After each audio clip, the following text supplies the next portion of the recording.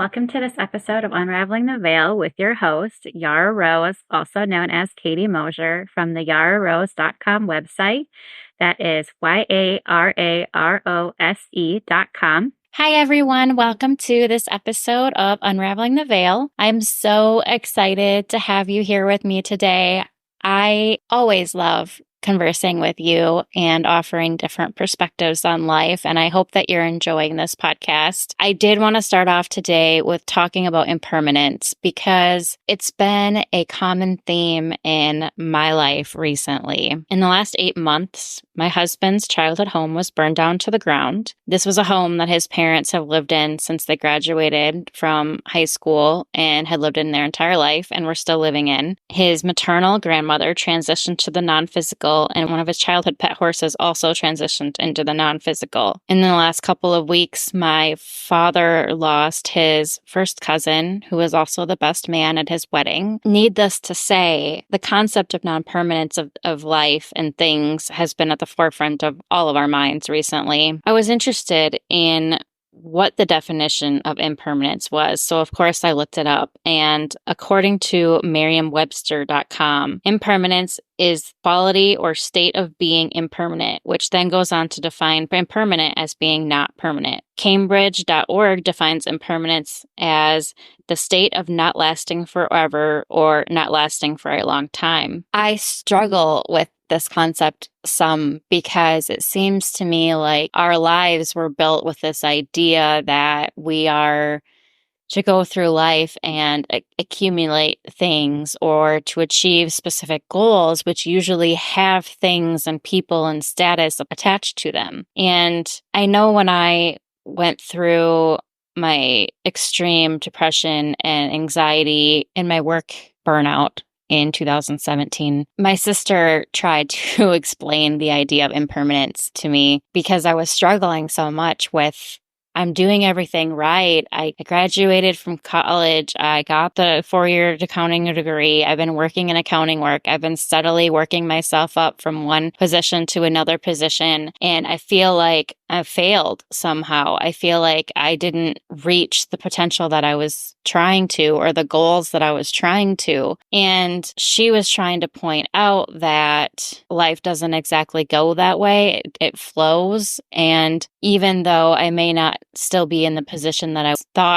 had thought I wanted, it didn't mean it was a failure. It just meant it wasn't for me. And she tried really hard to explain this in different ways where I could understand it and not feel like I had failed at something, but more like I had just learned that the goal I thought in my mind was for me was in actuality not a goal that I had in my heart and not something that I truly, at the core of my being, wanted to achieve. And at that time, I was so analytical and I was really struggling. And I did. I got mad at her and she knows I got mad at her because I was like, no, that's not how it goes. We're supposed to follow this, this formula. And anyways, it's so funny now. And the only reason I bring it up now is because it's just so funny to me. Everything. It just feels like it came full circle. Here I am again, trying to grasp the concept of this impermanence of what would life look like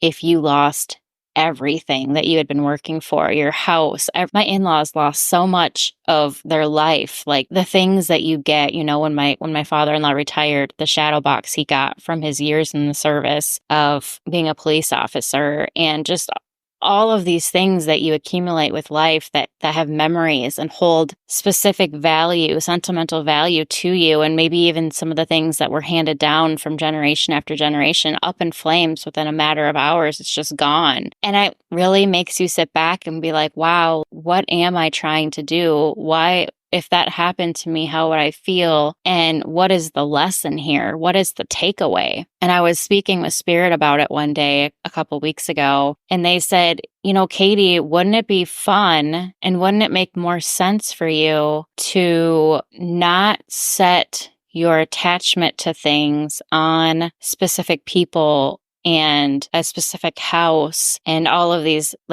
specific things and relationships and whatever that define you? What if instead you could find within yourself this resiliency, this internal power, this feeling that no matter what situation you go into and no matter which relationships you have and which physical things you have around you, you have the confidence and the grace and the faith and the love and the light within yourself to know that no matter what happens, you are going to be okay and you're going to keep going and things are all going to work out. How would your life change if you could change your perception around the things that you are trying to achieve and the statuses you're trying to achieve from those that are external to that very core being of your internal attributes that will get you through any situation? And of course, I thought that was a remarkable idea, especially after all of the losses around us lately.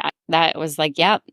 Is that, but it's that next level stuff, right? It's that, yeah, I've been talking about that, I've been leading up to that, but yes, that would truly be the most beneficial for all of us to cultivate our internal, like our internal soul, our internal who we are to such a level that it doesn't matter which situation we walk into. It doesn't matter what we have around us or who we have around us, because none of that's going to be permanent. None of that's ever going to always be the same. Things are constantly changing and evolving. And even if it's the same person, your relationship's always changing because each of you are going through different tasks and lessons and learning. And some are growing at faster paces than others. And some are just growing in this direction and you're going the opposite direction. And nothing's ever the same. So every single day is different than the last. Everything's different. So for sure, that is definitely something I am working with Spirit on cultivating within myself. And I urge all of you to try to do so as well, because at the end of the day, that's all you have is who you are and who you're changing into. That's the only control you have, is how you choose to handle all of these external situations that arise. Who are you going to be? Who are you going to show up? How are you going to evolve? That is the only thing you have any control over ever. So cultivating that internal peace, that internal harmony within yourself, that is the most important thing. Finding that and cultivating that is truly the most important thing that I think any of us can do on our time here as humans on this planet today. And when you do that,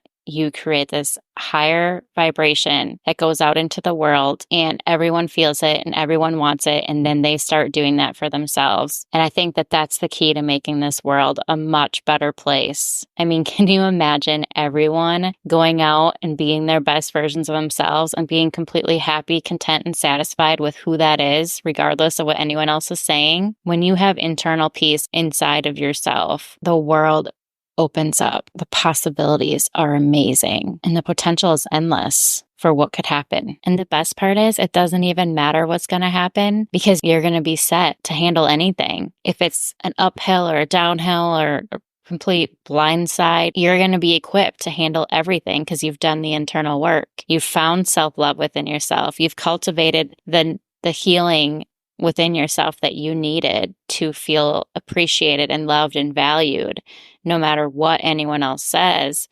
And you are living your best life. And I believe at the end of the day, that's all we ever wanted, was to come down here and live our best lives. When I asked Spirit what message they had for you today, I drew cards of balance. I drew a card about finding your inner sanctuary, connecting to that higher part of you, your higher soul consciousness, and eliminating all those false structures that no longer are serving you in your highest processes. Being gentle with yourself as you go through this process, because it's not easy to release a foundational belief, because once you knock that out, all of the beliefs that have been built upon that are also gone, and you feel this void. You really do. You feel this loss because that was so much a part of you for so long. But that's okay. That's how growing works. You have to be willing to let go of the old stuff to be able to make new, to build the new foundations that are now currently going to serve you better in the position that you're at. Then they sent the Stone Passage card, which is about being ready being prepared to finally take your ship out to sea and sail it because you have this amazing ship and it looks beautiful from the dock, but that's not what ships were made for. They're meant to go on the voyage. They're meant to go on the journey of life and experience the highs and the lows and the nights and the days and the contrast, and to learn and explore and have fun and enjoy it. That card also had things about letting go of the old, letting go of the negative thought patterns, and looking at life as an adventure, as something fun to explore and to enjoy the things that really